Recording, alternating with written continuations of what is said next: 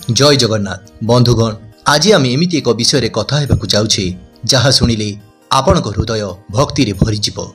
महाप्रभु जगन्नाथ जी सारा विश्वर नाथ से समस्त को भल पाती किंतु किछि लोक अछंती जेउ माने महाप्रभुंक हृदयर बहुत निकटतर सेमानक उपरे महाप्रभुंकर विशेष कृपा रही थाए।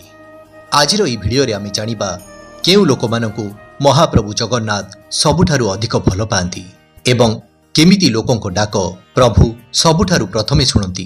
तेणु भिडियोटी को शेष पर्यंत निश्चय देखंतु कारण शेष रे थिबा कथाटी संभवतः आपणक जीवनर चिंताधारा को संपूर्ण रूप से बदलाई देव। तो आसंतु महाप्रभुंकर नाम नहीं संपूर्ण कथा को जानिबा।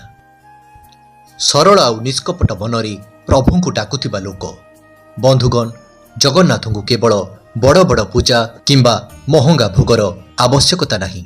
प्रभु को दरकार एक सरल आउ निष्कपट मन। अनेक लोक अछंती जो माने प्रतिदिन मंदिर जाई पारंती नहीं किंतु सेमाने मनरु महाप्रभु को स्मरण करती। कष्ट रे थाउ किंबा खुशी रे सेमाने जय जगन्नाथ कहिबाकू केबे भी भूलंती नहीं। कोनोसी परिस्थिति रे थिले भी सेमाने प्रभुंकर गुणगान करिबाकू केबे भी भूलंती नहीं। एमिति लोकंकु महाप्रभु बहुत भल पाती। द्वितीय रे जेउ माने अन्य मानकु सहाय्य करती भगवान जगन्नाथଙ୍କ नजर रे सबुठारु बड़ पूजा हेउची दया। जेउ लोक माने अन्य मानक दुख बुझंती, जेउ लोक भोकिला को खाइबाकू दियंती, जेउ लोक काहार आखिर लुह पोछिबाकू चेष्टा करती महाप्रभु जगन्नाथ सेमानकू बहुत भल पाती।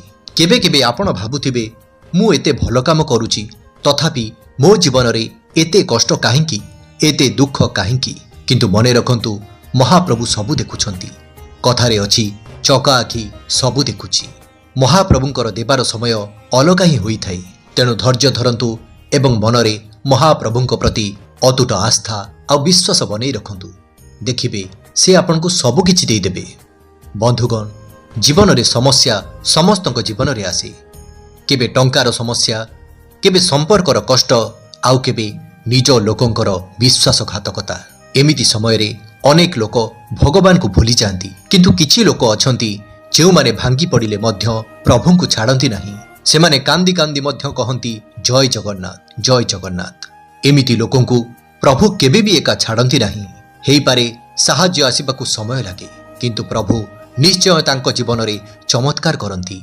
चतुर्थ रे अहंकार नथिबा लोक जगन्नाथंकर सबुठारु अधिक पसंद हेउची सरल मनर लोकटी जेउ मानकर मनरे अहंकार नहीं, जेउ माने निज सफलता को नहीं केबे भी गर्व करंती नहीं एवं जेउ माने सबु बेले प्रभु को धन्यवाद दियंती।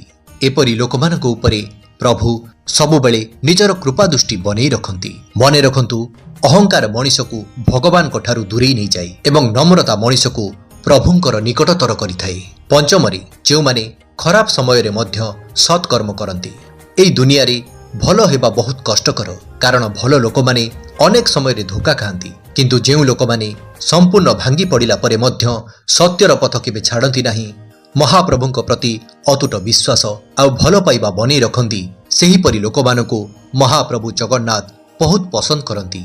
एमिति लोकंक पाई प्रभु दिने ना दिने समस्त रास्ता खोली दियंती। एमिति लोकंक उपरे महाप्रभुंकर आशीर्वाद सर्वदा रही थाए एवं दिने ना दिने तांकर समस्त समस्यार समाधान स्वयं महाप्रभु जगन्नाथ करि दियंती। बंधुगण मने रखंतु जगन्नाथଙ୍କ पाखरे धनी किंबा गरीबर कोनोसी भेदभाव नहीं। प्रभु केवल मन देखंती। जाहार हृदय रे सच्चा भक्ति अछि, जे अन्य मानको भल पाए, जे अनेक कष्ट रे थाई मध्य प्रभु को केबे भूले नहीं, सेही लोक हेउछंती जगन्नाथଙ୍କର सबुठारु प्रिय।